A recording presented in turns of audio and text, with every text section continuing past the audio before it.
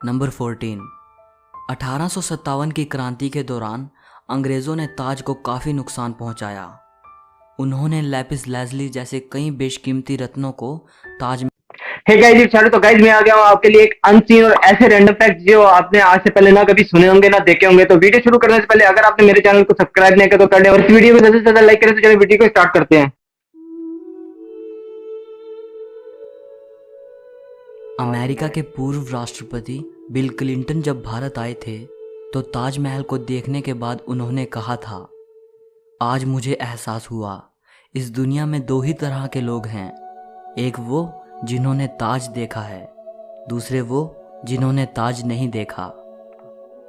होंगी इस दुनिया में एक से बढ़कर एक खूबसूरत इमारतें, लेकिन ताज जैसी कोई नहीं, क्योंकि इसकी बुनियाद में एक बादशाह ने अपना दिल रखा है। आज इस वीडियो को आखिर तक ज़रूर देखना। आप ताजमहल के बारे में 22 ऐसी बातें जानोगे जो शायद ही आपने पहले कभी सुनी होंगी। नंबर 22। हज़ारों टूरिस्ट जो ताजमहल देखने आते हैं वो ये नहीं जानते कि जो वो सामने देख रहे हैं वो ताजमहल का पिछला हिस्सा है। दरअसल जो शाही दरवाज़ा है वो नदी के किनारे दूसरी तरफ है। आज ज़्यादातर टूरिस्ट ताज को वैसा नहीं देख पाते जैसा कि शाहजहां चाहते थे। मुगल काल में ताज तक पहुंचने के लिए नदी ही मुख्य रास्ता थी। ये एक तरह का हाईवे था। बादशाह और उनके शाही मेहमान नाव में बैठकर आते थे। नदी के किनारे एक चबूतरा हुआ करता था। नदी बढ़ती गई और वो बहुत पहले ही नष्ट हो गया। बादशाह और उनके मेहमान उसी चबूतरे से ताज आया करते थे। नंबर 21। ये कहा जाता रहा है कि शाहजहां ने ताजमहल बनाने वाले मजदूरों के हाथ कटवा दिए थे, लेकिन ये बात एक अफवाह जैसी लगती है क्योंकि इस बात का कोई प्रमाण मौजूद नहीं है। बहुत से इतिहासकारों का मानना है कि शाहजहां ने मजदूरों और कारीगरों को जिंदगी भर की पगार देकर उनसे एक करारनामा लिखवाया था कि वो ऐसी कोई दूसरी इमारत नहीं बनाएंगे। नंबर 20।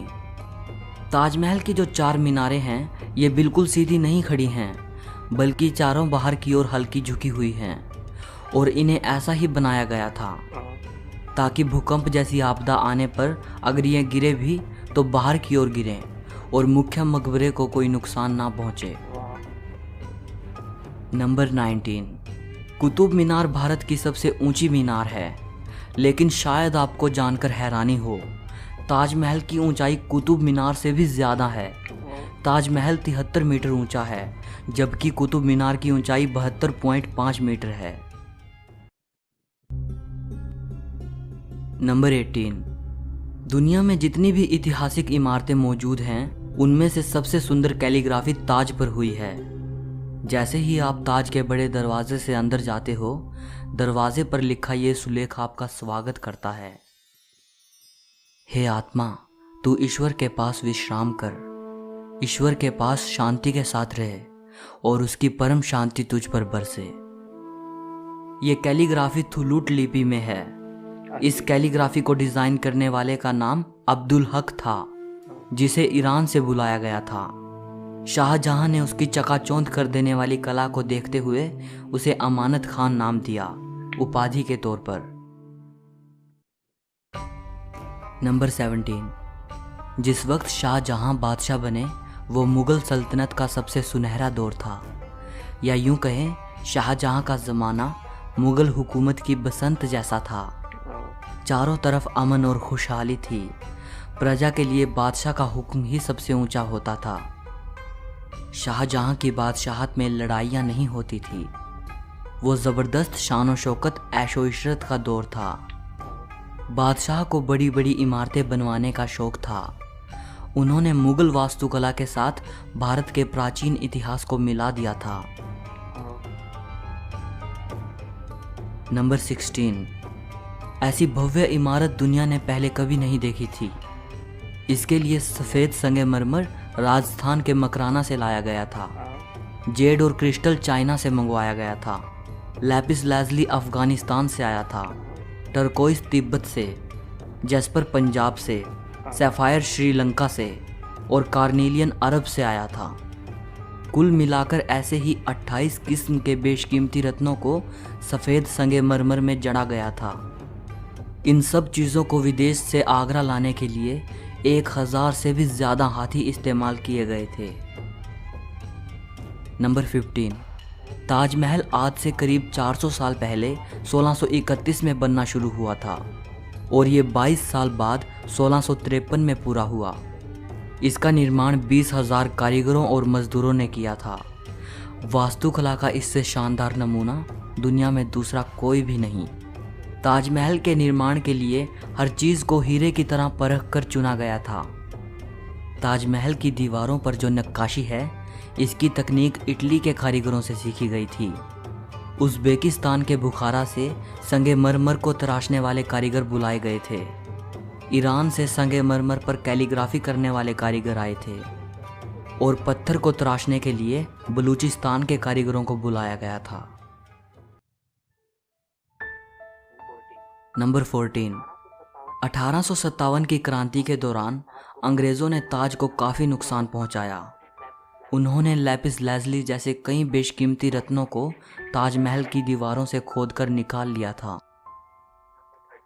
नंबर 13, ताजमहल के मुख्य गुंबद का जो कलश है, किसी ज़माने में वो सोने का हुआ करता था। 19वीं सदी की शुरुआत में सोने के कलश को बदलकर कांसे का कलश लगा दिया गया। नंबर 12, दावे के साथ नहीं कहा जा सकता कि ताजमहल को किसने डिज़ाइन किया था, लेकिन ये कहा जाता है कि 37 लोगों की एक टीम ने मिलकर ताजमहल का नक्शा तैयार किया था। ये 37 वास्तुकार दुनिया के दूर दूर के कोनों से बुलाए गए थे। नंबर 11, ताजमहल की नींव बनाते समय ताज के चारों ओर बहुत से कुएं खोदे गए। इन कुओं में ईंट पत्थर के साथ साथ आबनूस और महोगनी की लकड़ियों के लट्ठे डाले गए। ये कुएं ताज की नींव को मजबूत बनाते हैं। आबनूस और महोगनी की लकड़ियों में ये खासियत होती है कि इन्हें जितनी नमी मिलती रहेगी, ये उतनी ही फौलादी और मजबूत रहेंगी। और इन लकड़ियों को नमी ताज के पास बहने वाली यमुना नदी के पानी से मिलती है। यमुना के पानी का स्तर हर साल घट रहा है और लकड़ियों में नमी की कमी आ गई है। यही वजह है कि सन 2010 में ताज में दरारें देखी गई। नंबर 10, 1653 में जब ताज बनकर तैयार हुआ था, उस समय इसके निर्माण की कीमत करोड़ों में आंकी गई थी। उसी हिसाब से अगर आज ताज बनवाया जाए तो इसे बनाने में कम से कम 57 अरब 60 करोड़ रुपए लगेंगे। नंबर 9, 1989 में एक भारतीय लेखक P.N. ओक ने एक किताब लिखी थी जिसका नाम था ताजमहल द ट्रू स्टोरी। इस किताब में उन्होंने कई तर्कों के साथ ये दावा किया था कि ताजमहल मकबरा बनने से पहले एक शिव मंदिर था और इसका नाम तेजो महाल्या था। सन 2000 में P.N. ओक ने अपनी बात को सिद्ध करने के लिए ताज की साइट खोदने के लिए सुप्रीम कोर्ट को अर्जी दी थी, जिसे सुप्रीम कोर्ट ने रद्द कर दिया। आर्कियोलॉजिकल सर्वे ऑफ इंडिया के मुताबिक ताजमहल कभी एक शिव मंदिर था, इस बात के कोई सबूत नहीं हैं, बल्कि शाहजहां ने ताज को बनवाया था, इसके प्रमाण ही इतिहास के पन्नों में मिलते हैं।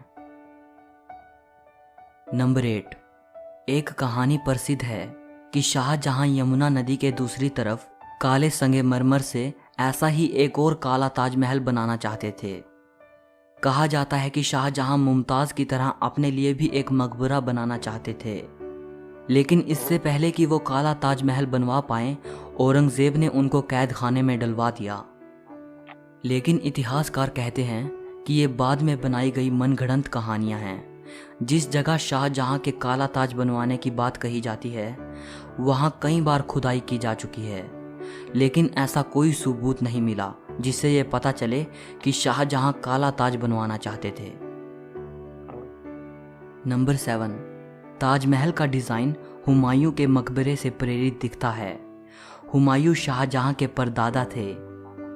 उनका ये मकबरा हिंदुस्तान में आगे बनने वाली कई मुगल इमारतों के लिए प्रेरणा बना।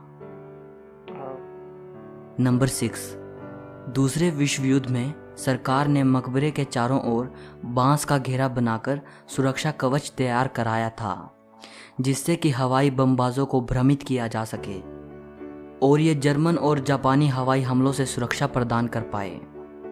1965 और 1971 के भारत पाकिस्तान युद्ध के समय भी यही किया गया था। नंबर 5, कई देशों में ताजमहल की नकल पर बनी इमारतें मौजूद हैं, जैसे चीन, बांग्लादेश और कोलंबिया में। और ऐसी एक इमारत भारत में भी मौजूद है, बीबी का मकबरा। ये इमारत महाराष्ट्र के औरंगाबाद में है। इसे मुगल बादशाह आजम शाह ने अपनी मां दिलरस बानो बेगम की याद में 17वीं सदी के आखिर में बनवाया था। इसे ताजमहल की तर्ज पे बनवाया गया था। इस मकबरे का गुंबद ताजमहल के गुंबद से छोटा है और इसका सिर्फ गुंबद ही संगमरमर का है, बाकी निर्माण प्लास्टर से किया गया है। नंबर 4, ताजमहल की सबसे ज़्यादा लोकप्रियता इसके निर्माण से जुड़ी अद्भुत प्रेम कहानी की वजह से है। बादशाह शाहजहां ने अपनी बेगम मुमताज़ महल की याद में इस इमारत को बनवाया था। मुमताज़ का असली नाम अर्जुमंद बानो बेगम था। शाहजहां ने उन्हें मुमताज़ महल नाम दिया, यानी महल का सबसे अनमोल रत्न। महज 38 साल की उम्र में अपनी 14वीं संतान को जन्म देते वक्त मुमताज़ की मृत्यु हो गई। उस वक्त वो बुरहानपुर में थी। अपनी प्रिय बेगम की मृत्यु से बादशाह बेहद दुखी हुए, जैसे उनकी जिंदगी ही तबाह हो गई।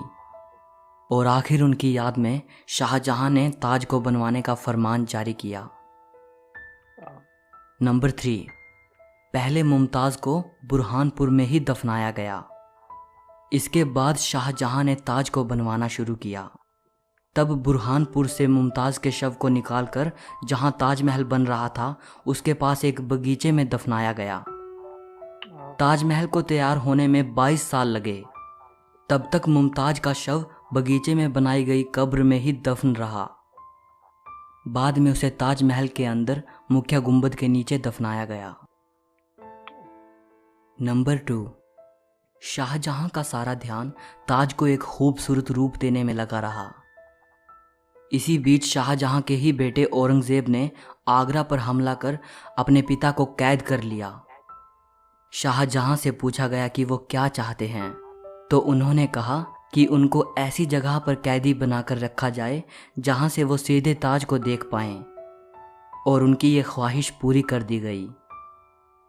कैद में रहते हुए भी शाहजहां हर वक्त ताज को देखते रहते, और वहीं उन्होंने अपनी जिंदगी की आखिरी सांस ली। मृत्यु के बाद उन्हें मुमताज़ के साथ ही ताजमहल में दफनाया गया। एक हारे थके बादशाह को भी अगर किसी ने गिरने नहीं दिया तो वो मुमताज़ के लिए उनका बेपनाह प्यार ही था। जिस लगन से प्यार की ये अनोखी निशानी बनकर तैयार हुई, उसकी मिसाल आज पूरी दुनिया के सामने है।